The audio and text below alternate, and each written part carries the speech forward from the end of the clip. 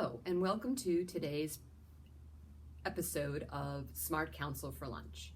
I'm Suzanne Sayward, a partner with the Dedham, Massachusetts law firm of Samuel, Sayward, and Baylor, where we concentrate our practice in the areas of estate planning, elder law, and estate and trust administration.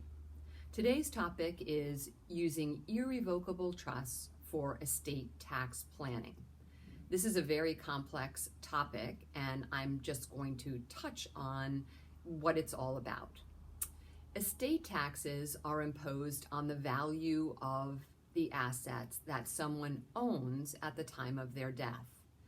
For federal purposes, the estate tax rate is very high. It's 40%. On the other hand, the federal government gives everyone a freebie of $11.6 million before that tax is imposed. In Massachusetts, not quite so generous. We have a $1 million threshold for estate taxes. Using an irrevocable trust for estate tax planning is planning to remove assets from a person's taxable estate so that the estate tax is reduced.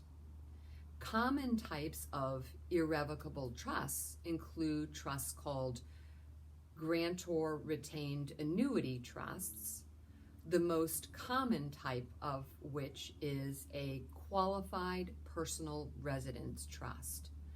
This type of trust involves transferring a primary residence or a vacation home to an irrevocable trust.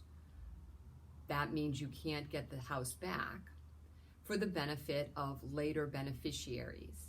The person who creates the trust and transfers the assets retains the right to use that property for some period of time, at the end of which the property no longer belongs to the grantor. This takes the property out of the grantor's taxable estate at a so-called reduced value. Again, a topic beyond the scope of today's presentation. If you're interested in learning more about how an irrevocable trust could be used for estate tax planning purposes, please reach out to us and we would be happy to discuss your situation with you in more detail. Be safe.